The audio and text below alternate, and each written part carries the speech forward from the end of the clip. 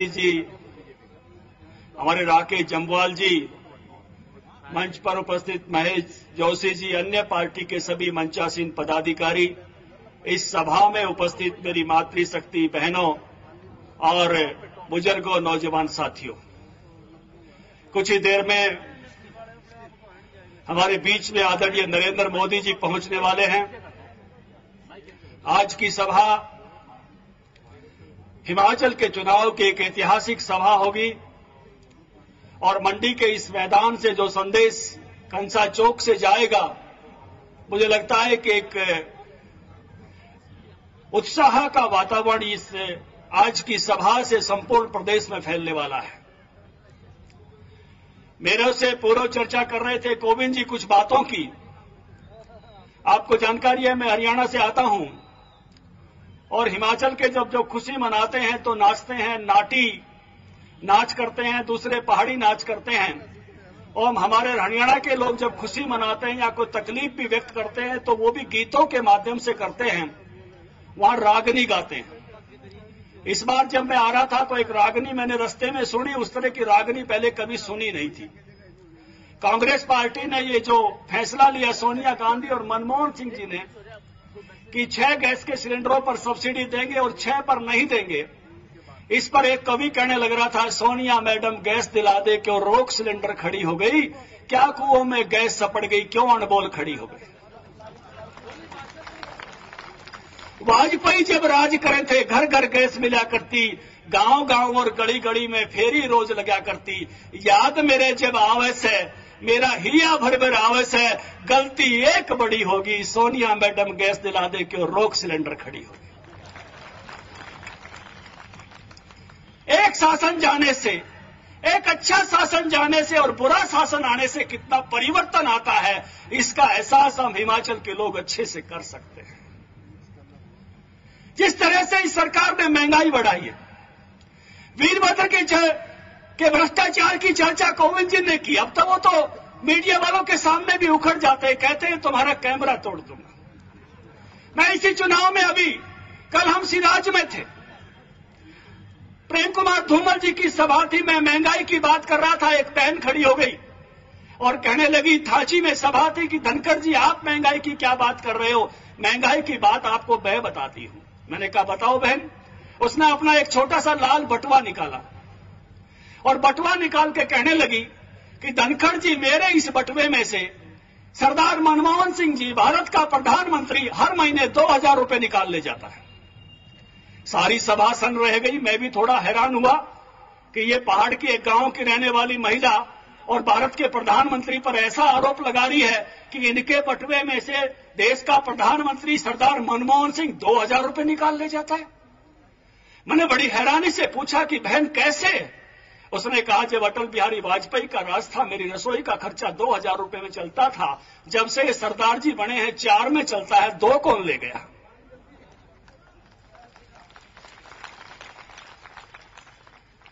मैंने कहा बहन सच कह रही है। बोला मेरा दर्द पूरा सुन लो, आप अपना भाषण बीच में शुरू मत करना। मैंने कहा बहन आगे बताओ। कहने लगी कि 1 साल में कितने ले गया? मैंने कहा बहन जी 1 साल में 24,000। और मैं बोली सरदार जी को बने हुए 8 साल हो गए, 8 साल में कितने ले गया? मैंने कहा बहन जी 1,92,000। उसने कहा कि मेरे डायमंड का नेकलेस बनता 1,92,000 में सरदार जी ले गया। उसने कहा कि ये कांग्रेस का हाथ हमारी पीठ पर नहीं है, ये कांग्रेस का हाथ हमारे आशीर्वाद देने के लिए नहीं है, कांग्रेस का हाथ मेरे बटुए में घुसा हुआ है, मेरी जेब में घुसा हुआ है, हर महीने 2000, हर महीने 2000, हर महीने 2000। और मैं बोली केवल मेरे बटुए में नहीं, ये हिमाचल की हर बहन के बटुए में घुसा हुआ है। जरा अपने परस संभाल के रखना इस हाथ से। मैंने कहा बहन एक कहानी मैं बता दूं। मैं किसान परिवार से आता हूं। यह सरकार बनी, इस सरकार ने हमारी खाद की सब्सिडी खत्म कर दी। जो डीएपी का कट्टा हमको 450 में मिलता था, 1250 में मिलता है। जो पोटास की खाद आती थी 4.5 गुना महंगी हो गई और जो एसएसपी खाद आती थी वो 2 गुनी महंगी हो गई।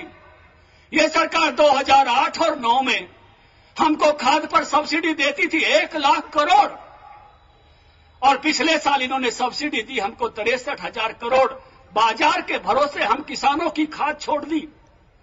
अभी तक अगर जिस प्रकार से डॉलर महंगा हुआ, दुनिया में महंगाई बढ़ी, खाद की सब्सिडी होनी चाहिए थी 1.25 लाख करोड़, 63,000 करोड़ दिया, 62,000 करोड़ किसानों की जेब से निकाल लिया। इस देश में 12 करोड़ किसान परिवार हैं, हर परिवार से 5,000 रुपए। खाद का टाइम आए 5,000 रुपए, खाद का टाइम आए 5,000 रुपए। ये तेरे रसोई के बटुए में घुसी हुई कांग्रेस का हाथ नहीं है? या जितने किसान भाई बैठे हैं, कभी डीजल के नाम से, कभी बीज के नाम से, कभी पेस्टिसाइड के नाम से, और कभी डीएपी खाद के नाम से, हमारी जेब में भी ये कांग्रेस का हाथ घुसा हुआ है। मित्रों, ये कांग्रेसी हितैषी, हिमाचल का हितैषी होने की बात करते हैं। बड़ा संयोग और सुयोग है, विजेंद्र गुप्ता जी हमारे बीच में बैठे। हम सब लोग आजादपुर मंडी में गए थे, किसान मोर्चा बनते ही गए। यहां का किसान जब अपने फल लेकर जाता है, फूल लेकर जाता है, सेब लेकर जाता है, दिल्ली में जब तक हिमाचल का खिला हुआ फूल प्रेमी अपनी प्रेमिका को ना दे दे, तब तक वो खुश नहीं होती। और दिल्ली के नौजवानों पर, लालों पर लाली भी हिमाचल का सेब खाने से आती है।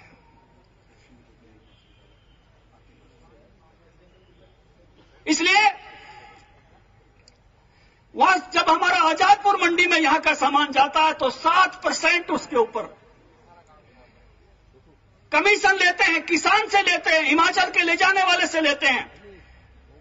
जब दिल्ली में बीजेपी की सरकार थी तो हमने वो कमीशन डाला था वहां के दुकानदारों पर, लेकिन शीला दीक्षित की सरकार बनी तो उसने डाल दिया हमारे हिमाचल के किसानों पर।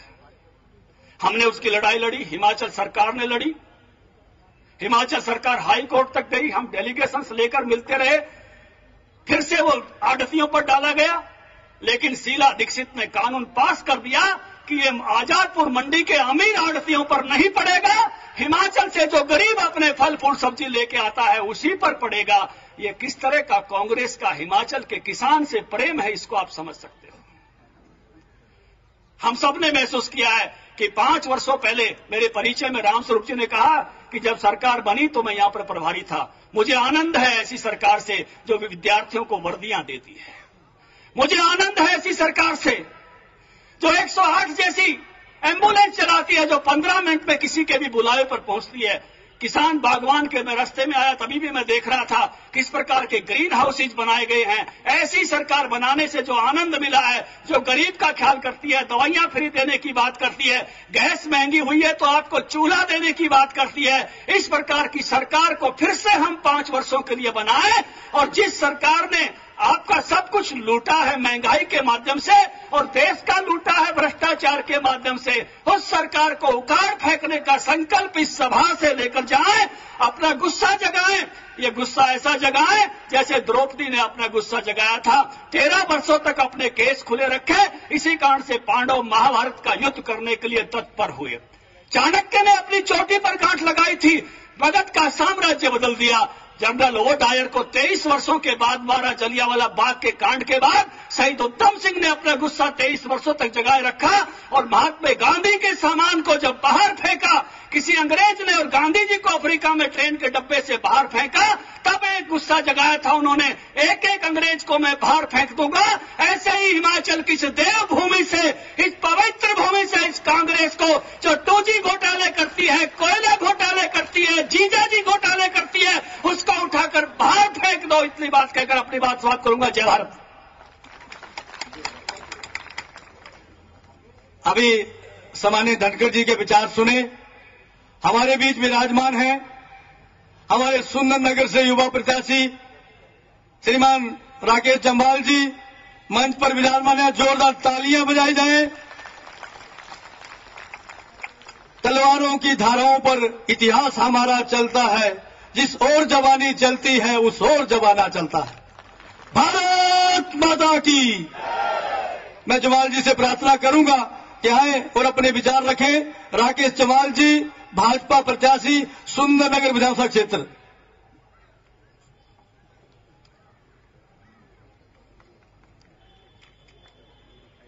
मंच पर विराजमान दिल्ली प्रदेश के अध्यक्ष आदरणीय विजेंद्र गुप्ता जी, पूर्व में इस प्रदेश के प्रभारी रहे किसान मोर्चा के राष्ट्रीय अध्यक्ष आदरणीय ओम प्रकाश धनखड़ जी, वल विधानसभा क्षेत्र से मेरे भाई इंदिरा गांधी जी प्रत्याशी, मंडी विधानसभा क्षेत्र से भारतीय जनता पार्टी के प्रत्याशी आदरणीय डीडी ठाकुर जी, यहां पर एकत्र मेरी मातृशक्ति बुजुर्गों व नौजवान मित्रों, हम सब जानते हैं कि 4 तारीख को हिमाचल विधानसभा का चुनाव होने जा रहा है। इस चुनाव में भारतीय जनता पार्टी के कार्यकर्ता हम सब मिलकर जनता के बीच में जाकर आप सब लोगों से, यहां पर अपनी माताओं, बहनों से, बुजुर्गों से, नौजवान मित्रों से आशीर्वाद लेने के लिए आए हैं। इस चुनाव की बेला में सभी दलों के लोग आते हैं, अपनी अपनी बात करते हैं। आज भारतीय जनता पार्टी का नेतृत्व भी जनता से अपनी बात करने के लिए आज यहां पर आप पहुंच रहा है। भारतीय जनता पार्टी का कार्यकर्ता कभी कोई झूठी बात नहीं करता। भारतीय जनता पार्टी का नेता जो कहता है वो करता है। हमें फक्र है कि हम आज ऐसी पार्टी के कार्यकर्ता हैं जिस पार्टी के नेता आज आदरणीय अटल बिहारी वाजपेयी जी हैं, आदरणीय लाल कृष्ण आडवाणी जी हैं। हमें गर्व होता है हम ऐसी पार्टी के नेता हैं जिसके नेता आदरणीय शांता कुमार जी, आदरणीय प्रोफेसर धूमल जी हैं। जब चर्चा चलती है तो इस प्रदेश में, इस देश में भारतीय जनता पार्टी के नेताओं को, इस प्रदेश में मुख्यमंत्री रहे उनको किसी न किसी नाम से जाना जाता है। आज देश के जिस मर्जी कोने में आप जाएं, वहां पर आदरणीय शांता कुमार जी को पानी वाले मुख्यमंत्री, अंत्योदय योजना वाले नेता के नाम से जाना जाता है। वहीं आदरणीय धूमल जी को विकास वाले मुख्यमंत्री, सड़कों वाले मुख्यमंत्री के रूप में जाना जाता है।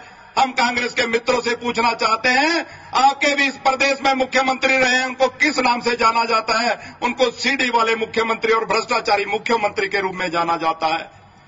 ये फर्क भारतीय जनता पार्टी और कांग्रेस में है। हिमाचल प्रदेश में 2007 में भारतीय जनता पार्टी की सरकार आप लोगों के आशीर्वाद से इस प्रदेश में बनी। आदरणीय प्रोफेसर प्रेम कुमार धूमल जी इस प्रदेश में मुख्यमंत्री बने। भारतीय जनता पार्टी ने 2007 में अपने घोषणा पत्र में जो वायदा किया था वो जनता से पूरा करते हुए उससे भी आगे बढ़कर इस प्रदेश की जनता की सेवा की है। ऐसा मैं आप सब लोगों को बताना चाहता हूं। आज तुलना करनी होगी 2003 से 2007 के बीच में उस कांग्रेस की सरकार की और 2007 से लेकर 2012 की ये भारतीय जनता पार्टी की सरकार, प्रोफेसर प्रेम कुमार धूमल जी के नेतृत्व वाली सरकार की। आज घोषणा पत्र आप कांग्रेस का देखें, कई प्रकार के वायदे लोगों से किए जा रहे हैं, वोट लेने के लिए झूठी बातें की जा रही हैं। आज कह रहे हैं कि अगर हम सत्ता में आएंगे तो मजदूर की दिहाड़ी हम 250 रुपया कर देंगे, 300 रुपया कर देंगे। लेकिन हम कांग्रेस के मित्रों से पूछना चाहते हैं, 5 वर्ष आप सत्ता में थे, 2003 से लेकर 2007 तक आपकी सरकार थी। आपने उन 5 वर्षों में मजदूर की दिहाड़ी मात्र 5 रुपए बढ़ाई थी। मात्र 5 रुपए दिहाड़ी बढ़ाने पर आपने कितना शोर मचाया था कि प्रदेश में कांग्रेस की सरकार ने बहुत कल्याणकारी काम किया है। आज वो मजदूर की दिहाड़ी 75 रुपए से आज 150 रुपया हुई है। तो भारतीय जनता पार्टी की सरकार, आपकी अपनी सरकार ने आज वो दिहाड़ी बढ़ाई है। मैं पूछना चाहता हूं इन कांग्रेस के मित्रों से, ये सामाजिक सुरक्षा पेंशन अगर यहां प्रदेश में किसी ने शुरू की तो भारतीय जनता पार्टी की सरकार ने, आदरणीय शांता कुमार जी ने शुरू की। और आज वो पेंशन बढ़कर आज 450 रुपए अगर पहुंची है तो वह आदरणीय धूमल जी ने, आपकी सरकार ने उस पेंशन को बढ़ाया है। आज कांग्रेस के मित्र कह रहे हैं कि अगर हम सत्ता में आएंगे तो इस पेंशन को हम 1000 रुपया कर देंगे। ये चुनाव के दिनों में झूठी घोषणाएं करने वाले नेता हैं। हम इनसे पूछना चाहते हैं, 1993 से लेकर 1998 तक आपकी सरकार थी, 2003 से लेकर 2007 तक आपकी सरकार थी। एक नया पैसा आपने उसमें नहीं बढ़ाया, एक नया पैसा आपने नहीं बढ़ाया। आज ये चुनावों को देखकर जनता के बीच में झूठी घोषणा कर रहे हैं, लेकिन भारतीय जनता पार्टी के नेताओं ने जो कहा है, जो घोषणा पत्र में बात कही है, उससे भी आगे बढ़कर हमने काम किया है। हमने अपने घोषणा पत्र में कहीं नहीं कहा था कि अगर हम सत्ता में आएंगे तो प्रदेश के सारे सरकारी स्कूलों में लगभग 10 लाख बच्चों को मुफ्त भर्तियां देंगे। ये निर्णय किसी ने किया है तो आपकी अपनी सरकार ने, भारतीय जनता पार्टी की सरकार ने किया है। ये सोच किसी के मन में आई तो आदरणीय धूमल जी के मन में आई। उनको लगा कि स्कूल में जब बच्चे पढ़ने जाते हैं, गरीब के बच्चे के पास साधारण वर्दी होती है, अमीर का बच्चा अच्छी वर्दी पहनकर आता है, बच्चे के मन में कोई हीन भावना ना आए, इसलिए उन्होंने निर्णय लिया पूरे प्रदेश के सारे सरकारी स्कूलों में वर्ष में 2 बार मुफ्त वर्दियां दी जाएगी। ऐसा ऐतिहासिक निर्णय किसी ने लिया तो भारतीय जनता पार्टी के नेता आदरणीय धूमल जी ने लिया। कांग्रेस के मित्रों को वो भी रास नहीं आया, पूछने लगे वर्दियां तो दे दी गई लेकिन सिलाई के पैसे कौन देगा। धूमल जी ने कहा इसकी चिंता करने की जरूरत नहीं है। उसी समय घोषणा की कि 100 रुपए सिलाई के भी अगर कोई देगा तो भारतीय जनता पार्टी की सरकार देगी, आपकी अपनी सरकार देगी। वायदों से भी आगे बढ़कर भारतीय जनता पार्टी के नेताओं ने काम किया है। ईमानदारी से इस प्रदेश में जनता की सेवा करने का प्रयास किया है। जहां आज केंद्र में कांग्रेस के नेतृत्व वाली यूपीए की सरकार आज चल रही है, किसी से छिपा नहीं है, इसको दोनों हाथों से लूटने में ये कांग्रेस के मित्र लगे हैं। 1,76,000 करोड़ रुपए का घोटाला। जब इतना बड़ा घोटाला आया हमें लगा कि आज तक का सबसे बड़ा घोटाला होगा, लेकिन कांग्रेस के मित्र कहने लगे कि इन घोटालों में हमारा कोई लिमिट नहीं है, आप देखना इससे भी बड़े घोटाले आएंगे। थोड़े ही दिनों के बाद 1,86,000 करोड़ रुपए का घोटाला। आसमान में घोटाला, जमीन में घोटाला, पाताल में भी घोटाला। ये ऐसा कांग्रेस का नेतृत्व, आज केंद्र के अनेकों मंत्री जेल की हवा खा रहे हैं। ये कैसी सरकार इस देश में चल रही है। इसलिए मेरा सब माताओं, बहनों, बुजुर्गों से निवेदन है कि ऐसा नेतृत्व भारतीय जनता पार्टी का नेता, जिस प्रकार से आदरणीय अटल बिहारी वाजपेयी, आदरणीय आडवाणी जी, जिस प्रकार से आदरणीय शांता कुमार जी, आदरणीय प्रोफेसर धूमल जी, इस प्रकार का नेतृत्व इस देश को, इस प्रदेश को भारतीय जनता पार्टी ने दिया है, जिनके ऊपर कोई दाग नहीं है। इसलिए आप सब लोगों से निवेदन करता हूं कि 4 तारीख को कमल के फूल वाला बटन दबाकर भारतीय जनता पार्टी को जिताएंगे और हिमाचल प्रदेश से कांग्रेस का सुफड़ा साफ करेंगे। इन्हीं शब्दों के साथ नमस्कार, जय श्री राम। मेरा सभी माताओं बहनों से, आगे कुर्सियां खाली हैं, पहले अगली कुर्सियों में बैठे। जो खाली कुर्सियां हैं, मेरी माताओं से प्रार्थना की आगे कुर्सी में आए आप लोग। खाली कुर्सियां अच्छी नहीं लगती। बाहर खड़े सभी लोगों से प्रार्थना है, मोदी जी कुछ ही क्षणों में आने वाले हैं। आगे कुर्सियां पंडाल में खाली है, पीछे जो लोग खड़े हैं उनसे प्रार्थना रहेगी कि आगे कुर्सियों में आए। मेरी सभी बीजेपी से कार्यकर्ताओं से प्रार्थना, जो बाहर खड़े हैं, जो आगे वाली कुर्सियां हैं, उनमें स्थान ग्रहण करें। कुछ ही क्षणों में आदरणीय मोदी जी पंडाल में पहुंचने वाले हैं, इसलिए अपना स्थान ग्रहण करें। आगे कुर्सियों पहले हैं, जितने भी पीछे कार्यकर्ता वो आगे आए। अब मेरी विनती है मंडी सदर के लोकप्रिय प्रत्याशी आदरणीय डीडी ठाकुर जी से कि वो अपनी बात रखें। आदरणीय डीडी ठाकुर जी।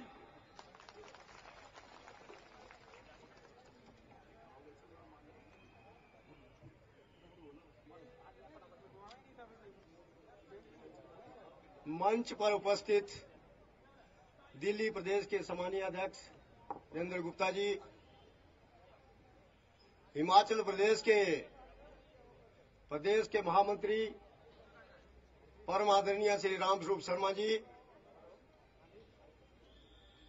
परम आदरणीय श्री ओपी धनखड़ जी, जो हमारे प्रदेश के अध्यक्ष भी रहे हैं, प्रदेश के हमारे प्रभारी भी रहे हैं, हमारे जिला के सम्मानीय अध्यक्ष आदरणीय श्री दिलाराम जी, जो हमारे पूर्व मंत्री भी रहे हैं, और बल चुनाव क्षेत्र से हमारे भारतीय जनता पार्टी के नौजवान उम्मीदवार श्री इंदर सिंह गांधी जी, और हमारे सुंदरनगर चुनाव क्षेत्र से भारतीय जनता पार्टी के उम्मीदवार श्री राकेश जम्वाल जी, नाचन चुनाव क्षेत्र से हमारे सम्मानीय उम्मीदवार श्री विनोद कुमार जी, आदरणीय श्री अमल जोशी जी, मंच पे बैठे हुए महानुभाव, सभी यहां उपस्थित आदरणीय बुजुर्गों, भाई और बहनों और नौजवान दोस्तों, आप सभी लोग जानते हैं कि 4 नवंबर को विधानसभा के चुनाव होने जा रहे हैं। हिमाचल प्रदेश में पिछले 5 वर्षों में माननीय प्रोफेसर प्रेम कुमार धूमल जी के कुशल नेतृत्व में भारतीय जनता पार्टी की सरकार आसीन रही। और आज हम एक गर्व से कह सकते हैं कि माननीय प्रोफेसर प्रेम कुमार धूमल जी के कुशल नेतृत्व में हिमाचल प्रदेश उन्नति की ओर अग्रसर हुआ है, तरक्की की ओर अग्रसर हुआ है। हिमाचल प्रदेश का आज कोई भी ऐसा वर्ग अछूता नहीं रहा जिसको कि भारतीय जनता पार्टी की सरकार ने कोई न कोई फायदा ना पहुंचाया हो। प्रदेश में भारतीय जनता पार्टी की ऐसी सरकार रही है जिन्होंने हिमाचल प्रदेश के सभी वर्गों के लिए काम किया है। हिमाचल प्रदेश के महिलाओं के सशक्तिकरण के लिए सबसे पहला पद उठाया। 50% के आरक्षण का पंचायती राज और नगर निकायों में तो माननीय प्रोफेसर प्रेम कुमार धूमल जी भारतीय जनता पार्टी की सरकार ने किया। आज हम गौरव से कह सकते हैं कि आज हमारे नगर निकायों में और हमारे पंचायती राज में हमारी पढ़ी लिखी बेटियों को, पढ़ी लिखी हमारी बहनों को जो है अपनी कुशलता और प्रतिभा का, कौशल का प्रदर्शन का सौभाग्य प्राप्त हुआ है। इसी तरह से हमारे बहुत से विकास के काम जिसका जिक्र जमाल जी ने किया, ये हमारी पहली सरकार है भारतीय जनता पार्टी की जिसने कि हमारे मजदूरों की मजदूरी 5 साल के शासन में 75 से 150 दुगनी बढ़ा दी गई। और आगे हमारा बहुत आगे भी हमारा घोषणा पत्र में 250 रुपए जो है दैनिक मजदूरी बढ़ाने का आश्वासन भी है। हम प्रदेश सरकार के बहुत आभारी हैं जिन्होंने जिला मंडी के लिए बहुत बड़ा राष्ट्रीय संस्थान, राष्ट्रीय औद्योगिक प्रशिक्षण IIT जो है हमारा कमांड और मंडी में दिया। ये हमारा सारे राष्ट्र का अच्छा सा संस्थान जो हमें मंडी में मिला है, उसके लिए हम प्रदेश सरकार के बहुत आभारी हैं। और हमारे मंडी के अंदर ESI का हॉस्पिटल, विशेष तौर पे हमारा जो PGI स्टैंडर्ड का हॉस्पिटल है, 1000 करोड़ रुपया खर्चा हो रहा है और बहुत बेहतरीन अस्पताल यहाँ पर बन रहा है, उसके लिए भी हम प्रदेश सरकार के बहुत आभारी हैं। हमारे मंडी के अंदर मंडी का बस स्टैंड, कांग्रेस के लीडर सारी उम्र, बड़े बड़े मंत्री चाहे केंद्र में रहे हो चाहे हिमाचल में रहे हो, और बार बार उन्होंने लोगों पे जो है हमारे मॉडर्न बस स्टैंड पर की राजनीति करते रहे और एक ईंट तक नहीं लगाए। और आज हमें गौरव होता है कहते हुए कि मंडी का मॉडर्न बस स्टैंड जिसका श्रेय वर्तमान सरकार धूमल सरकार को जाता है, आज जिसका प्रथम चरण लोगों को समर्पित कर दिया गया है, वहां पर 5-6 मंजिल और वहां पर बननी है। इसी तरह के हमारा जो स्केती ब्रिज है करोड़ों रुपए का, वो भी आप जो सभी जानते हैं माननीय धूमल जी के कुशल नेतृत्व में वहां पर जो है स्केती ब्रिज जो है करोड़ों रुपए का हमारा बनकर तैयार और तैयार लोगों को समर्पित हो चुका है। करोड़ों की बिल्डिंगें बन चुकी है। और वहां मंडी के बारे में आप जानते हैं, उस वक्त जब उस ब्रिज का शिलान्यास करना था तो हमारे केंद्रीय मंत्री चाहे सुखराम जी होता है या उनके बेटे अनिल जी मंत्री रहे हो, तो उन्होंने उस वक्त कहा कि उस स्केती ब्रिज के बनने का कोई औचित्य नहीं, क्योंकि वहां 20 मीटर के अंदर दूसरा ब्रिज बना है।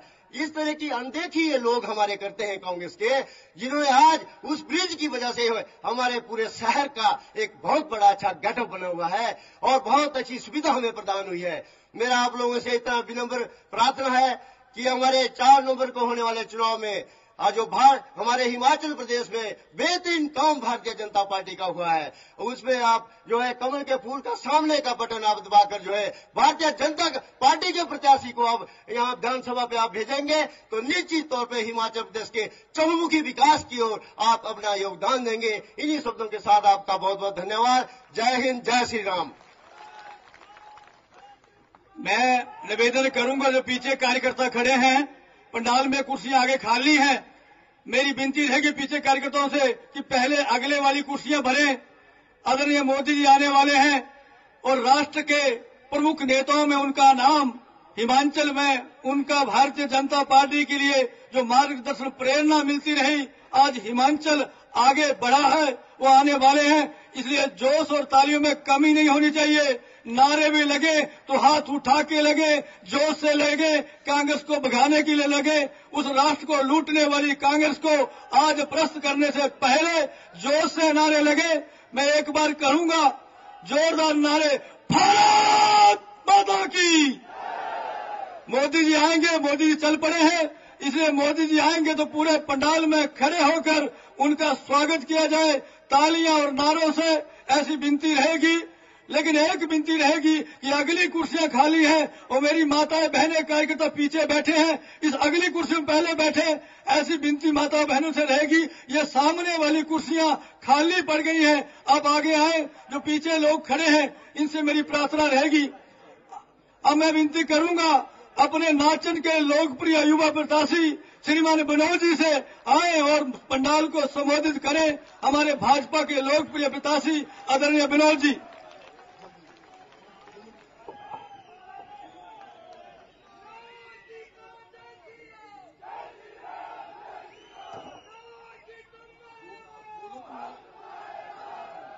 यहां पर उपस्थित मंच पर विराजमान सभी भारतीय जनता पार्टी के वरिष्ठ नेतागण जी, उपस्थित मेरे आदर के योग्य मेरे बुजुर्गों, मेरी माताओं बहनों तथा मेरे नौजवान साथियों, जैसा कि आप सब जानते हैं कि आने वाले 4 नवंबर को इस हिमाचल प्रदेश के विधानसभा के चुनाव होने जा रहे हैं। जैसा कि आप जानते हैं, पिछले 5 वर्षों में इस हिमाचल प्रदेश में आदरणीय धूमल जी ने अनेकों विकास के कार्य किए हैं और नाचन में आदरणीय दिलेराम जी ने विकास के अनेकों कार्य किए हैं। मित्रों, आज हम जिस भी पंचायत में जाते हैं, लोगों का भारी जन समर्थन जो है भारतीय जनता पार्टी के पक्ष में आ रहा है। बहुत से लोग कांग्रेस छोड़ भारतीय जनता पार्टी में शामिल हो रहे हैं। ऐसा क्यों हो रहा है, ये आप सब भली भांति प्रकार से जानते हैं। जो पिछले 5 वर्षों में भारतीय जनता पार्टी ने जो विकास के कार्य किए हैं, ये उसी का नतीजा है। ऐसे होता तो ऐसा था कि जब भी सरकार के 5 वर्ष पूरे हो जाते थे तो लोगों में सरकार के प्रति विरोध होता था, लेकिन ऐसा देखने को हमें कतई भी नहीं मिल रहा। हम जिस भी पंचायत में जाते हैं तो लोग कहते हैं कि आदरणीय दिलेराम जी ने हमारी पंचायत में अनेकों विकास के कार्य किए हैं।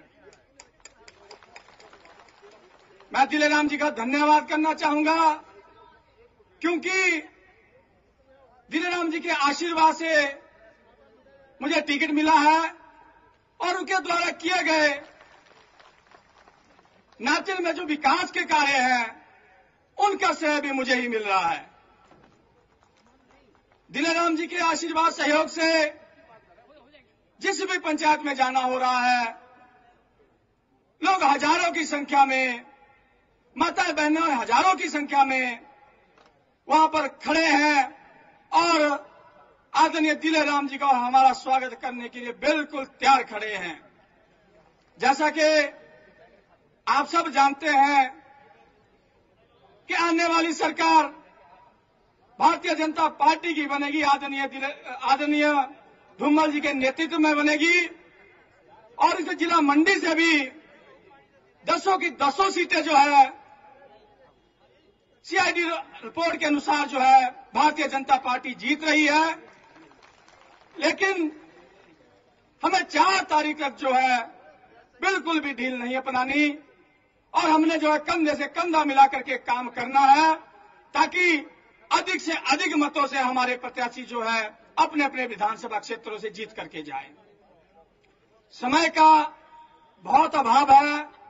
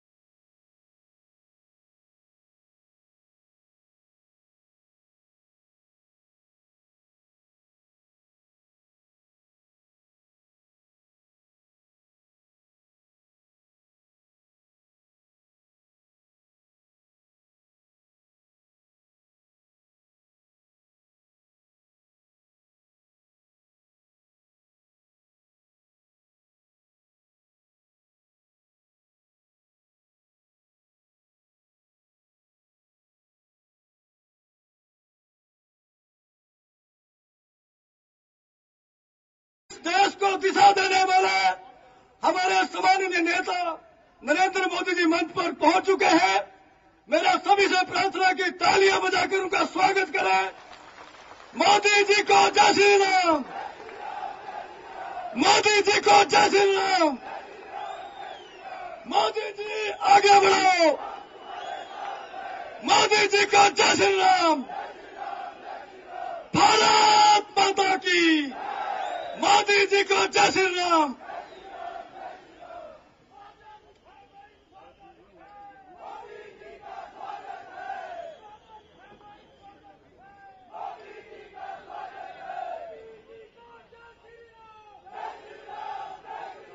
गुजरात के सम्माननीय मुख्यमंत्री, भारत के विकास पुरुष, हिमाचल प्रदेश में हम सबको प्रेरणा देने वाले राष्ट्रीय नेताओं में अग्रणी पंक्ति पर खड़े, इस देश को दिशा देने वाले हमारे सम्माननीय नेता नरेंद्र मोदी जी मंच पर विराजमान है।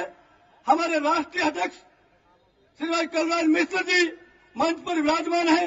हमारे प्रदेश के पूर्व में प्रभारी रहे आदरणीय धनखड़ जी, हमारे जिला के सम्माननीय अध्यक्ष श्रीमान दिलेराम जी इस मंच पर विराजमान है।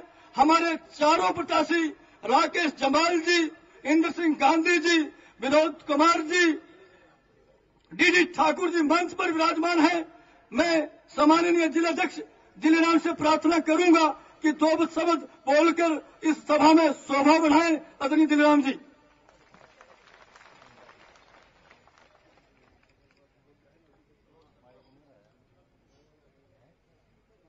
परम आदरणीय हमारे गुजरात के माननीय मुख्यमंत्री श्री नरेंद्र मोदी जी, प्रभारी हमारे हिमाचल प्रदेश के कलराज मिश्र जी, सह प्रभारी श्री श्याम जाजू जी, अन्य वरिष्ठ नेतागण तथा यहां पर आए सभी भाई और बहनों, सर्वे भवन्तु सुखिना, सर्वे सन्तु निरामय। सब आदमी सुखी हो और किसी को किसी प्रकार का कष्ट ना हो, ऐसी सरकार हिमाचल प्रदेश में माननीय धूमल जी की रहनुमाई में चल रही थी। और आज इसी सरकार के चुनाव हैं और इस सरकार ने 72 इनाम अवार्ड प्राप्त किए हैं। वो इस बात का प्रतीक है कि हिमाचल प्रदेश में एक शानदार काम हुआ है। और जैसे कहा भी गया है कि काका कृष्णा पिका कृष्णा को भेदो पिका क्यों, प्राप्ते तो बसंत काले काका काका पिका पिका। इसका अर्थ है कि कौआ भी काला होता है और कोयल भी काली होती है। उनमें क्या भेद है? उनमें सिर्फ इतना भेद है कि कोयल अपने मधुर वचन से, अपने मधुर काम से लोगों का मन हर लेती है और कौआ कां कां करता रहता है। अर्थात हमारी भारतीय जनता पार्टी भी पार्टी है और कांग्रेस की पार्टी भी है। इन दोनों में क्या भेद है? हमारी पार्टी विकास करती है, अच्छे काम करती है और जनहित के काम करती है, लेकिन कांग्रेस की पार्टी कोई काम नहीं करती है, वो काय काय करती रहती है कौवे की तरह। इसी तरह मैं समझता हूं कि हमारी पार्टी एक शानदार पार्टी है और मैं समझता हूं कि इतना विकास हो चुका है कि आज सारी जनता हिमाचल प्रदेश की माननीय धूमल की सरकार को दोबारा रिपीट करना चाहती है, दोबारा बनाना चाहती है। और हम गांव-गांव में जब जा रहे हैं तो सभी लोगों ने इस प्रकार से कहा है कि हम इस सरकार को दोबारा रिपीट करेंगे। आज हमारे सामने माननीय मोदी जी हैं और हमारे गुजरात के शेर हैं, यहाँ हिमाचल प्रदेश में धारेंगे और जो कांग्रेस के किले हैं उनको उखाड़ेंगे। मैं समझता हूं कि सभी भाई और बहनों से निवेदन है कि इनका मार्गदर्शन सभी सुनेंगे और मैं इनका यहाँ आने पर बहुत बहुत धन्यवाद करता हूं। जय श्री राम। अब मेरी प्रार्थना रहेगी, हमारे बीच हमारे प्रांत के सह प्रभारी राष्ट्रीय सचिव आदरणीय जाजू जी विराजमान हैं। मेरी प्रार्थना रहेगी हमारे जिला के सम्माननीय अध्यक्ष आदरणीय दिलेराम जी से कि आज जिस तरह पूरे देश में कांग्रेस उस महिषासुर की तरह सर्वनाश करने पर तुली है, मैं प्रार्थना करूंगा दिलेराम जी से कि वो भीम वाली गदा लेकर हमारे राष्ट्रीय नेता गुजरात के सम्माननीय मुख्यमंत्री को गदा भेंट कर इस पंडाल की, हमारे इस देश की, हमारे राष्ट्रीय नेता मोदी जी की शोभा बढ़ाएं। आदरणीय दिलेराम जी।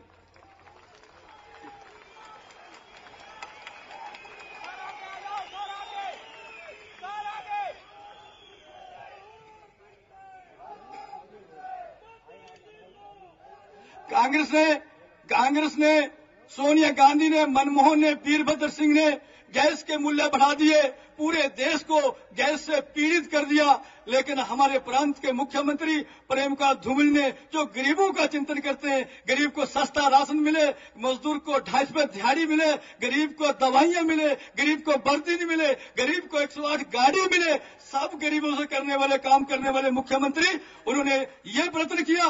वीरभद्र ने चिट्ठी लिखी, 9 सिलेंडर दो, 10 दो, कहीं नहीं मिल पाए। वीरभद्र सदा चिट्ठियां लिखते रहे, इंदिरा गांधी को लिखते थे, राहुल गांधी को लिखते हैं, सोनिया गांधी को लिखते हैं, गांधियों को चिट्ठियां लिखते रहे। लेकिन प्रेमकांत धूमल ने काम किया, मेरी माता, मेरी बहनें, मेरे हिमाचल के लोग जो गैस नहीं मिल रही है, गैस महंगी मिल रही है, बिजली सस्ती मिल रही है, तो उन्होंने कहा मैं सत्ता में आऊंगा तो सब माता बहनों को, हर घर को एक चूल्हा दूंगा। मैं प्रार्थना करूंगा दिलेराम जी से, वो चूल्हा बताएं मेरी माता बहनों को, जो धूमल जी निःशुल्क देने वाले हैं। 16.5 लाख लोगों को बिजली का चूल्हा दिया जाएगा।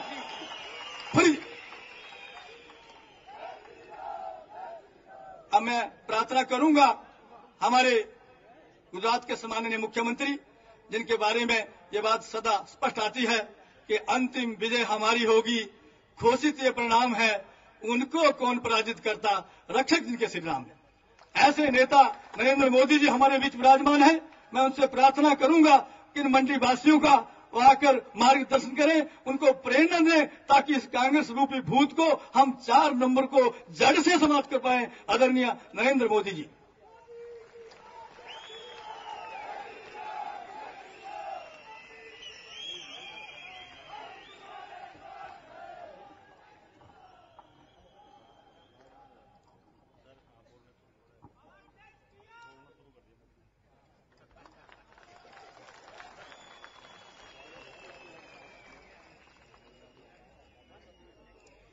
भारत माता की आवाज दिल्ली तक सुनाई दे, ऐसा करो। भारत माता की। मंच पर विराजमान भारतीय जनता पार्टी के सभी वरिष्ठ नेतागण और इस चुनाव में मंडी के उम्मीदवार श्रीमान डीडी ठाकुर जी,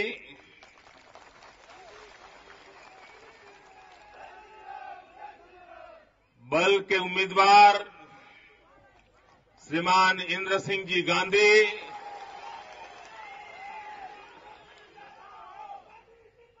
नाचन के उम्मीदवार भाई श्री विनोद कुमार,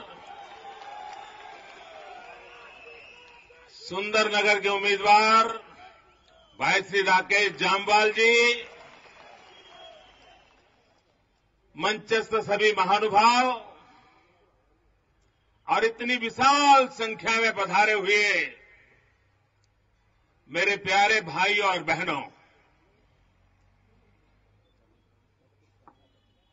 मैं जब हिमाचल आता हूं तो मुझे लगता है कि गुजरात के बाद ये मेरा दूसरा घर है।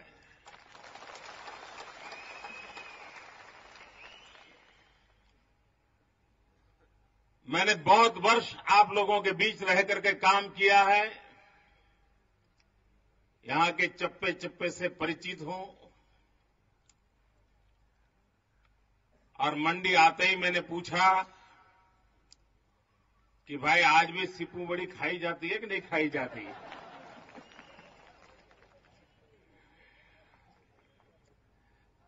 मेरा यहां बड़ा गहरा लगाव रहा है। अगर मेरे यहां गुजरात में चुनाव न होता तो मैं कई दिनों तक आपके बीच में रहता और उन पुरानी यादों को ताजी करता। लेकिन जैसे आप कांग्रेस को उखाड़ फेंकने में लगे हो, गुजरात की जनता भी कांग्रेस को हमेशा हमेशा के लिए विदाई देने में लगी हुई है। भाइयों बहनों, आज पूरे विश्व में गुजरात के विकास की चर्चा हो रही है। कहीं पर भी जाइए, लोग कहते हैं भाई गुजरात ने कमाल कर दिया। ये कमाल हुआ, इसका राज क्या है? अगर मेरे हिमाचल के भाई बहन उस राज को जान लेंगे तो मैं आपको दावे से कहता हूं, आज जिस प्रकार से दुनिया में गुजरात चमक रहा है, मेरा हिमाचल भी दुनिया में चमकने लग जाएगा। ये मैं आपको वादा करता हूं। भाइयों बहनों, गुजरात की जनता ने एक बहुत बड़ा काम किया है और आमतौर पर हिंदुस्तान में इस प्रकार का काम बहुत कम राज्यों में होता है और मेरे गुजरात के 6 करोड़ गुजरातियों ने किया है। और वो काम किया है उन्होंने पॉलिटिकल स्टेबिलिटी, राजनीतिक स्थिरता। लगातार वहां बीजेपी की सरकार बनती जा रही है, लगातार।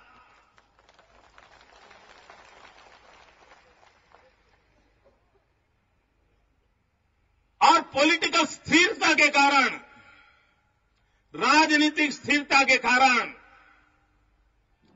एक पॉलिटिकल पार्टी की जवाबदेही भी बन जाती है। जब 5 साल में आते जाती रहती हैं सरकारें तो कोई जवाबदेही बनती नहीं है। आज मेरा गुजरात 3-3 बार मुझे चुनाव पर बिठाया है तो लोग मुझे पूछ सकते हैं, मोदी जी बताओ इसका क्या हुआ, उसका क्या हुआ। लेकिन अगर 5 साल में आए गए तो फिर पूछने के लिए जगह ही नहीं रहती है। और इसलिए भाइयों बहनों, अगर गुजरात से मैं आपके लिए कोई संदेश लेकर के आया हूं तो वो संदेश मेरे हिमाचल के भाइयों बहनों के लिए है कि आप हिमाचल में बार बार सरकारें बदलने के प्रयोग बहुत कर चुके हैं और उसके कारण हिमाचल में न नीतियों की सुदीर्घता रहती है, न व्यवस्थाएं ठीक रहती है और बदलाव के बाद 2-2 साल तो नए बदलाव में स्थिर होने में चले जाते हैं और राज्य वहीं का ढेर रह जाता है। भाइयों बहनों, मैं हिमाचल से प्रार्थना करने आया हूं, इस देवभूमि से मैं प्रार्थना करने आया हूं, इस पवित्र धरती के पवित्र नागरिकों से प्रार्थना करने आया हूं कि आप भी गुजरात के नागरिकों की तरह राजनीतिक स्थिरता पर ध्यान केंद्रित करें। भाजपा की सरकार को दोबारा चुनिए, दूवल जी को दोबारा चुनिए और मैं आपको वादा करता हूं 5 साल के बाद मेरे से हिसाब मांगना। जो तरक्की गुजरात ने की है वैसी तरक्की हिमाचल करके दिखाएगा।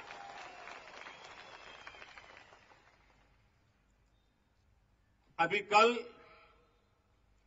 हिमाचल के दौरे पर मौन मोहन सिंह जी आए थे।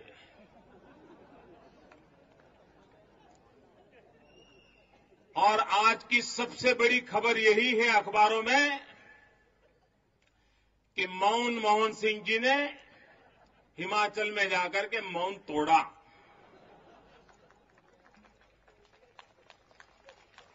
यह भी एक बड़ी खबर है। पता ही नहीं चल रहा है देश की हालत के संबंध में प्रधानमंत्री जी क्या सोच रहे हैं। भाइयों बहनों, मैं हैरान हूं। कुछ दिन पहले यहीं पर मंडी में मैडम सोनिया जी आई थी, प्रधानमंत्री जी आए और भी लोग बारी बारी से आएंगे, लेकिन भाइयों बहनों, मुझे खुशी होती, कम से कम मेरे दिल को एक संतोष मिलता कि मेरे देश के प्रधानमंत्री को कांग्रेस पार्टी के अध्यक्षा मैडम सोनिया गांधी को इस देश के गरीबों की चिंता होती।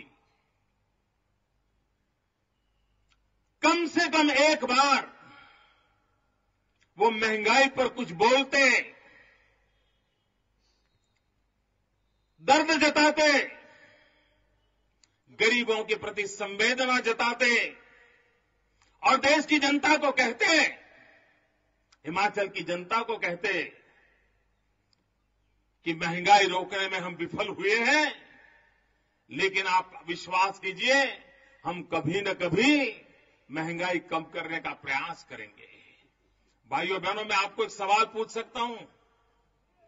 आप लोगों को एक सवाल पूछूं?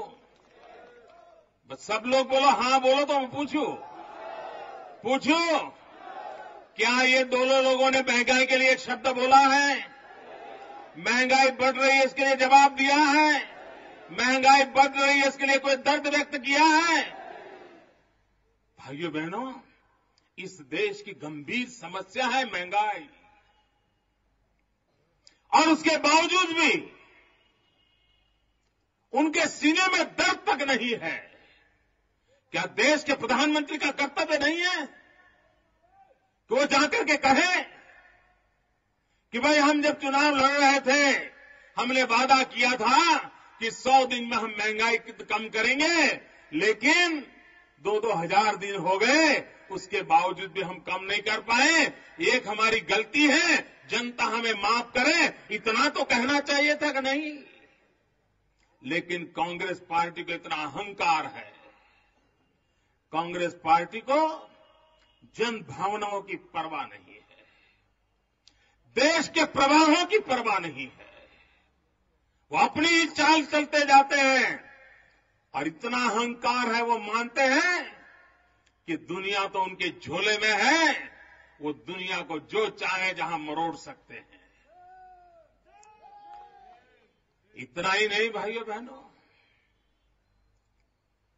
महंगाई क्या कम थी तो उन्होंने आपसे गैस का सिलेंडर भी छीन लिया। मेरी माताएं बहनें इतनी यहां बैठी है, मैं समझता नहीं हूं, घर के अंदर और जहां ठंडा प्रदेश है वहां दिन में कितनी बार चीजों को गर्म करना पड़ता है, देर में ठंडा हो जाता है, बार बार उसको गर्म करना पड़ता है, चालू खाते खाते भी गर्म करना पड़ता है, और वहां पर गैस के सिलेंडर ले लें तो क्या वो अपने पतिदेव को कच्चा खिलाए क्या? एक परिवार को स्वाभाविक 24 सिलेंडर स्वाभाविक लगते हैं, उन्होंने कह दिया 6 सिलेंडर। क्या 18 सिलेंडर ये गरीब काला बाजारी से खरीद पाएगा? क्या फिर से उसको चूल्हे की ओर जाना पड़ेगा? क्या फिर से उसको जंगल काटने पड़ेंगे? क्या फिर से हमारी इस हरी भरी हिमाचल की आप धरती को बर्बाद करने की नौबत आएगी? लकड़ी काटने के लिए मजबूर किया जाएगा मेरे हिमाचल को? पूरा देश जिस हिमाचल के लिए गौर करता है, उस हिमाचल को पेड़ पौधे काट करके अगर खाना पकाने की नौबत आएगी तो इसके लिए अगर कोई गुनहगार होगा तो ये दिल्ली की सल्तनत गुनहगार होगी। भाइयों बहनों, ये लोग जिम्मेवार होंगे। मैं प्रेम कुमार धूमल जी का अभिनंदन करना चाहता हूं। दिल्ली से कोई मदद न होने के बाद भी दिल्ली सिलेंडर छीनती चली जा रही है, उसके बावजूद भी उन्होंने हिमाचल की मेरी माताओं बहनों की चिंता की, बच्चे को गर्म खाना मिले इसकी चिंता की, और उन्होंने हर परिवार में मुफ्त में चूल्हा देने का वादा किया। मैं धूमल जी का एक बहुत बड़ा अहम ये मानवीय कदम मानता हूं, मानवीय कदम मानता हूं। और आज आपको गैस के कारण जो खर्चा होता है, और मित्रों कांग्रेस की तरह वादे नहीं, आपको लाकर के दिखा दिया कि ये होगा। झूठे नारे नहीं, झूठे वादे नहीं। भाइयों बहनों, मैं इस एक कारण भी अगर वोट देना होगा, अगर मैं हिमाचल का नागरिक होता तो धूमल जी की ये करुणा के कारण, गरीब परिवारों के प्रति प्रेम के कारण मेरा वोट जरूर धूमल जी को देकर के जाता। इतना बढ़िया काम किया है, कोई और नहीं कर सकता भाइयों। और ये दिल्ली सरकार के मुंह पर तमाचा है। ये चूल्हा नहीं है। ये चूल्हा सिर्फ रसोई पकाएगा ऐसा नहीं, ये धूमल जी का चूल्हा पूरी कांग्रेस को खाक करके रख देगा भाइयों, पूरी कांग्रेस को खाक करके रख देगा। ये इनका कारोबार ही ऐसे है। भाइयों बहनों, मैं गुजरात की घटना सुनाता हूं। मेरे प्रदेश में मैंने काम किया है। हमने पाइपलाइन से लोगों के घर गैस पहुंचाने का काम आरंभ किया। 300 गांवों में वो काम मैं कर पाया। 7 लाख परिवारों को घर के अंदर जैसे नल से पानी आता है वैसे नल से गैस आता है। अब मेरा सपना था कि पिछले वर्ष 20 लाख तक मैं पहुंचाऊं इस बात को, लेकिन कांग्रेस वालों को पता चल गया कि मोदी अगर गैस घर घर इस प्रकार से पहुंचा देगा और उनके इस दिल्ली वाले सिलेंडर वाले गैस से आधी कीमत में, और अगर ये महिलाएं सब मोदी की तरफ चली गई तो कांग्रेस की मिट्टी पलीत हो जाएगी, कभी कांग्रेस जिंदा नहीं रहेगी। तो उन्होंने क्या किया? उन्होंने, भारत सरकार ने एक कानून निकाला कि गैस की पाइपलाइन डालने का अधिकार सिर्फ भारत सरकार को है, कोई राज्य सरकार गैस की पाइपलाइन नहीं डाल सकता है। अब मुझे बताइए भैया, इतना जहर क्या गुजरात हिंदुस्तान में नहीं है क्या? ये कोई विदेश में है क्या जिसकी इस प्रकार की पाइप पे काट देने का निर्णय करते हो? शोभा देता है आपको? वरना आज मेरे गुजरात में 20 लाख परिवारों में पाइपलाइन से गैस होता, 3 करोड़ सिलेंडर बच जाते। 3 करोड़ सिलेंडर भारत सरकार के बचते, और 3 करोड़ सिलेंडर बचने के कारण सालाना भारत सरकार की 15,000 करोड़ रुपया सब्सिडी बच जाती, उनके जेब में पैसे बच जाते। लेकिन चूंकि गुजरात में मोदी को क्रेडिट मिल रही है, मेरे काम को रोक दिया है। भाइयों बहनों, मैं चुप रहने वाला इंसान नहीं हूं। उनको पता नहीं है मोदी है, वो ईंट का जवाब पत्थर से देना जानता है। और मैंने सुप्रीम कोर्ट के दरवाजे खटखटाए हैं, और मैं दिल्ली सरकार को झुका के रहूंगा दोस्तों, झुका के रहूंगा।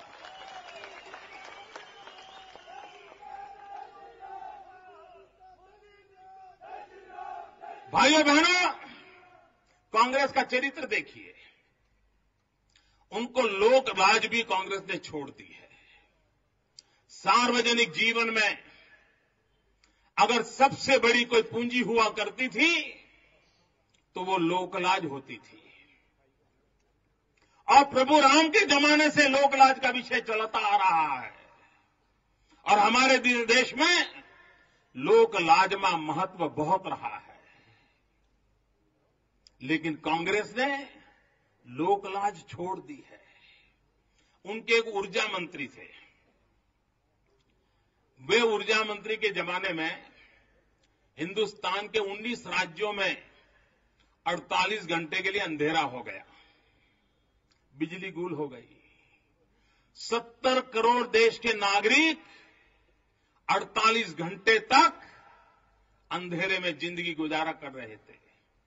ऑपरेशन थिएटर में किसी का आधा ऑपरेशन हुआ है, बिजली चली गई, ऑपरेशन अटक गया। लोग ट्रेन में सफर कर रहे थे, बिजली चली गई, ट्रेन बीच रात अटक गई। सारे विश्व में 21वीं सदी, हिंदुस्तान की सदी की जहां चर्चा होती थी, पूरे विश्व के अखबारों ने लिखा कि ये कैसा देश है कि 21वीं सदी के पहले दशक के बाद भी लोगों को बिजली मुहैया नहीं कर पा रहा है।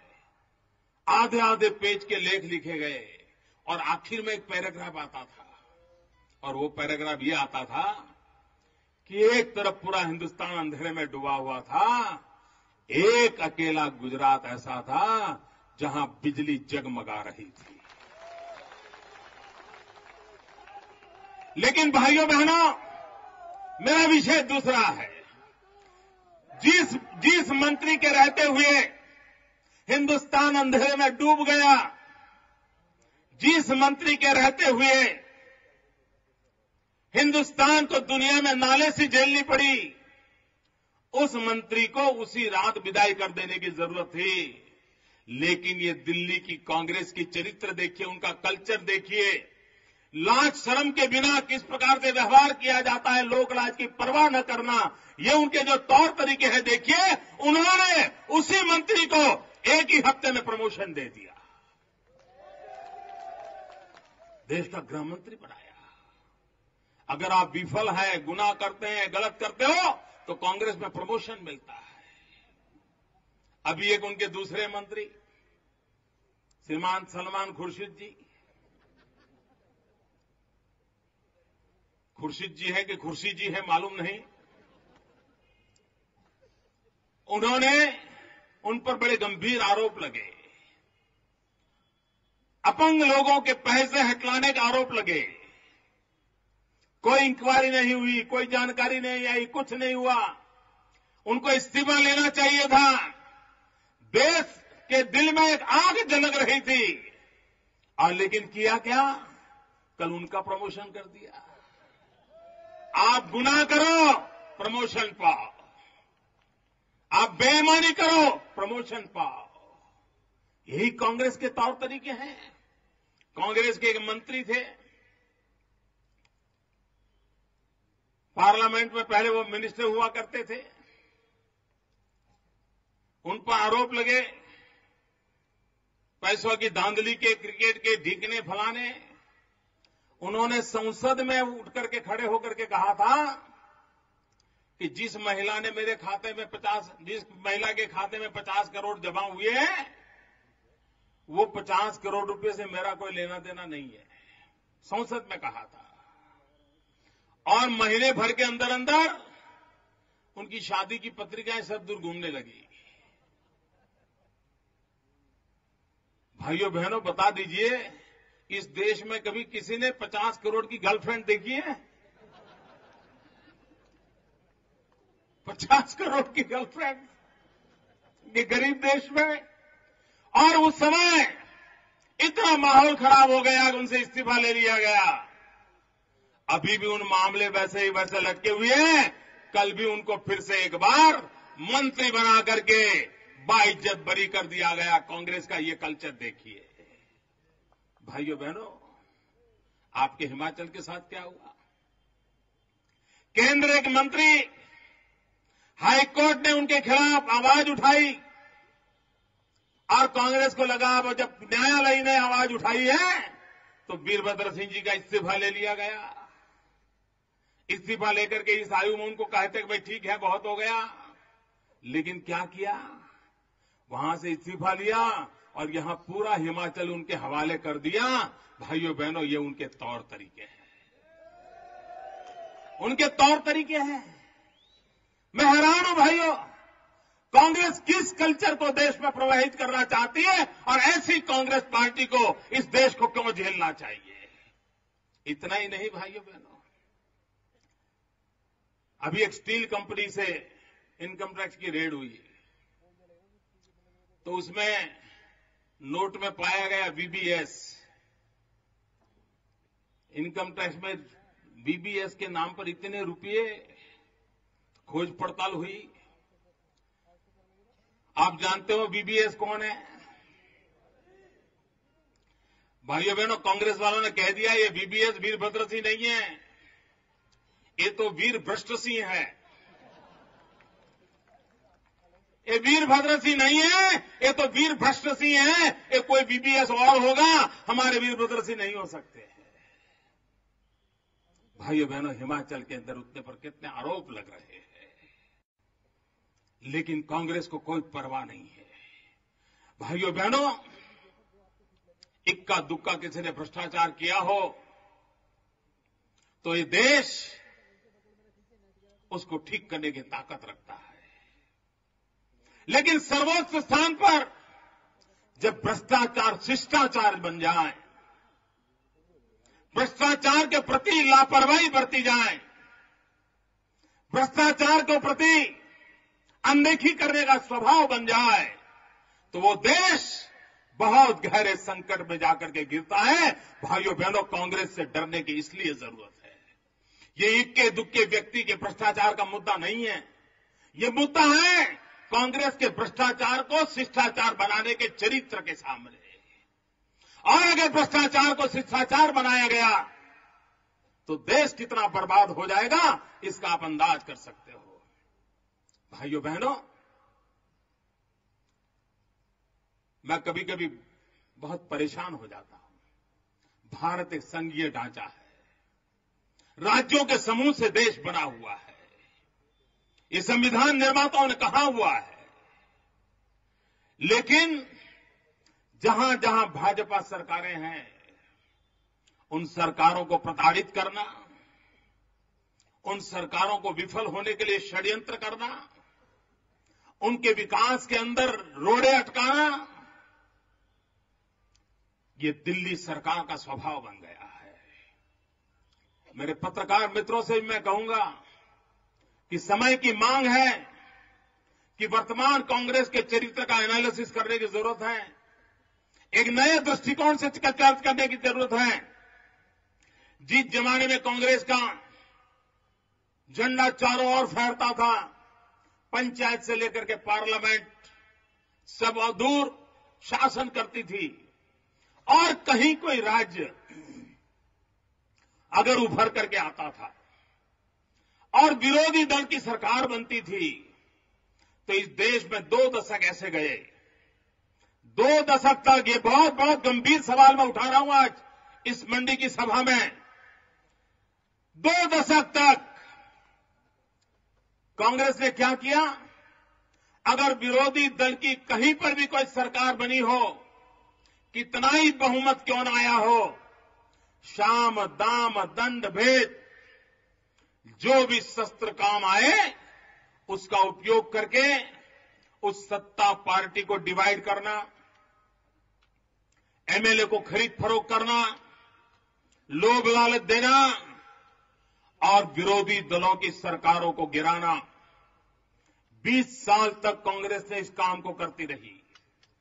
और अगर कांग्रेस विरोधी दल की सरकार और बहुमत वो दल के अंदर वो डिवाइड नहीं कर सकती थी, तो धारा 356 का दुरुपयोग करना, किसी न किसी नाम से जोड़ करके उन सरकारों को गिरा देना। लेकिन हिंदुस्तान में न विपक्ष को पनप देना, न किसी दल की सरकार को पनपने देना। 20 साल तक लगातार कांग्रेस ने संवैधानिक संस्थाओं का दुरुपयोग करते हुए हिंदुस्तान के राजनीतिक दलों को कुचलने का लगातार कोशिश की थी। लेकिन अब कांग्रेस के बस का वो रोग नहीं रहा है, अब राज्यों को कुचल नहीं पाते हैं, किसी राज्य की सरकारों को तोड़ नहीं पाते हैं। धारा 356 का अनाप शनाप दुरुपयोग नहीं कर पा रहे हैं। और इसलिए पिछले 10 साल से मेरे पत्रकार मित्रों अध्ययन करिए, देश के पॉलिटिकल पंडितों से मैं कहना चाहता हूं, अध्ययन कीजिए कांग्रेस की रणनीति क्या है। जो कांग्रेस 20 साल तक सरकारों को तोड़ने के लिए संविधान का उपयोग करती थी, वो कांग्रेस अब अपने विरोधी दल के प्रमुख राजनेताओं के चरित्र पर कीचड़ उछालने के लिए षड्यंत्र करती है, संवैधानिक संस्थाओं का दुरुपयोग करती हैं। जितनी भी एजेंसी जो उनके पास है इन्वेस्टिगेशन की, उसका दुरुपयोग करती है। और कोई भी दल उभरने लगता हो तो उसके व्यक्तियों पर आरोप जड़ देना, झूठी बातें फैला देना, मीडिया के अंदर एकधारी कथाएं चालू करवा देना, एक नया षड्यंत्र चालू किया और हिंदुस्तान में विरोधी दल का कोई नेता अछूता नहीं है जिस पर कांग्रेस ने इस प्रकार से पिछले 10 साल में गंभीर आरोप न लगाए हो। चरित्र हनन का रास्ता अपनाया है और बाद में क्या करते हैं? सीबीआई का राजनीतिक दुरुपयोग। जब पार्लियामेंट में वोट की जरूरत पड़े, सीबीआई को मैदान में उतार दो। मेरे गुजरात में तो मित्रों, मैं दावे से कहता हूं, मेरे गुजरात में कांग्रेस पार्टी चुनाव नहीं लड़ रही है। आपको जानकर के आश्चर्य होगा, मेरे गुजरात के अंदर चुनाव के मैदान में कांग्रेस है ही नहीं।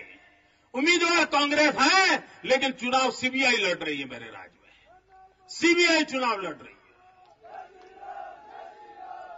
ये तौर तरीके अपनाए जाते हैं।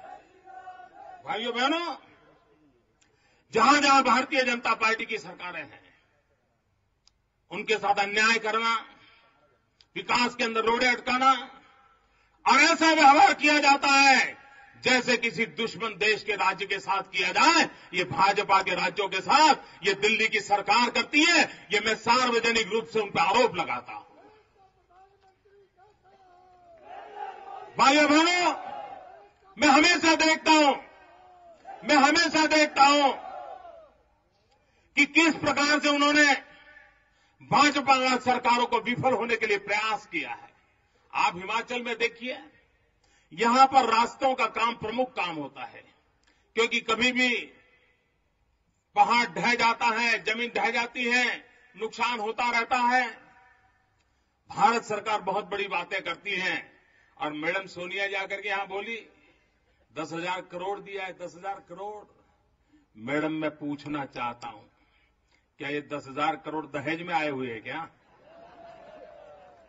ये हिंदुस्तान की 100 करोड़ जनता की मेहनत की कमाई के पैसे हैं। ये आपकी व्यक्तिगत संपत्ति नहीं है। ये आपकी व्यक्तिगत संपत्ति नहीं है। दिल्ली कान खोल करके सुन ले। और आप हम लोगों को रुपयों के नाम पर दबा नहीं सकते हो। भारतीय जनता पार्टी जनता जनार्दन को समर्पित पार्टी है। हम जनता के विकास के लिए लगे हुए लोग हैं।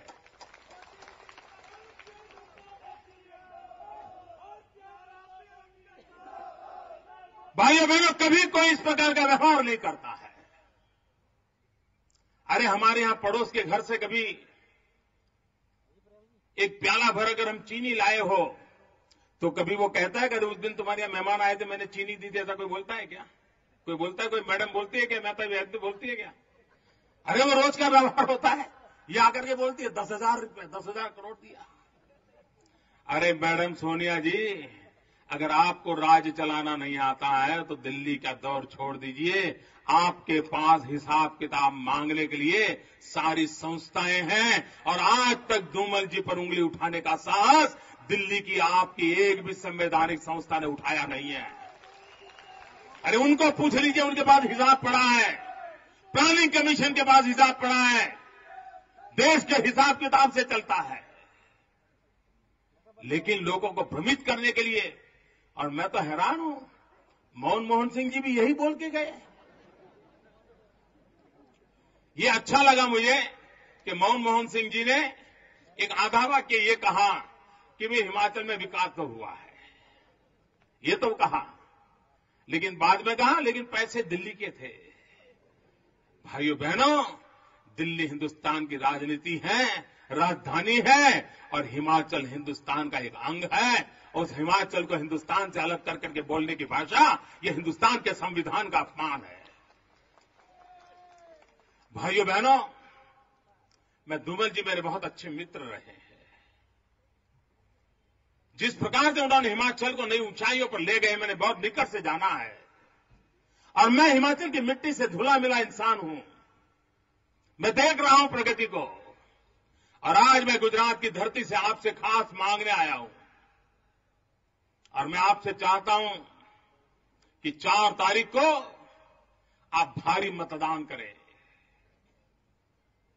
और भारतीय जनता पार्टी के कमल के निशान पर बटन दबाएं और भ्रष्टाचार के खिलाफ अपना आवाज प्रकट करें। कमल के निशान पर बटन दबा करके महंगाई के खिलाफ अपना आक्रोश व्यक्त करें। कमल पर बटन दबा करके दिल्ली की सल्तनत को उखाड़ फेंकने का संकल्प करें। और भाइयों बहनों, जो पाप दिल्ली में चल रहा है, उस पाप को इस देवभूमि में मत आने दीजिए मेरे भाइयों। उस पाप को देवभूमि में मत आने दीजिए। ये हिंदुस्तान की पवित्र जगह है। ये मेरा हिमाचल हिंदुस्तान का पवित्र स्थान है, हिंदुस्तान की देवभूमि है। कृपा करके इस देवभूमि में ये दिल्ली के पाप को प्रवेश मत करने दीजिए भाइयों, मत घुसने दीजिए। ये हिमाचल को सुरक्षित रखिए और दुमल जी इसको सुरक्षित रखेंगे, ये मेरा पूरा विश्वास है। हिमाचल के भाइयों बहनों ने मेरा स्वागत किया, सम्मान किया, मैं आपका बहुत बहुत आभारी हूं। मेरे साथ बोलेंगे भारत माता की, दोनों मुट्ठी बंद करके पूरी ताकत से बोलिए भारत माता की, भारत माता की, भारत माता की, भारत माता की, भारत माता की, भारत माता की, भारत माता की, भारत माता की। नरेंद्र मोदी जी को जय श्री राम, मोदी जी को जय श्री राम, मोदी जी को जय श्री राम। भारत माता की। मोदी जी आगे बढ़ो, मोदी जी आगे बढ़ो। देश का नेता कैसा हो, देश का नेता कैसा हो। भारत माता की। बहुत बहुत धन्यवाद। यहाँ आए हुए सभी भारतीय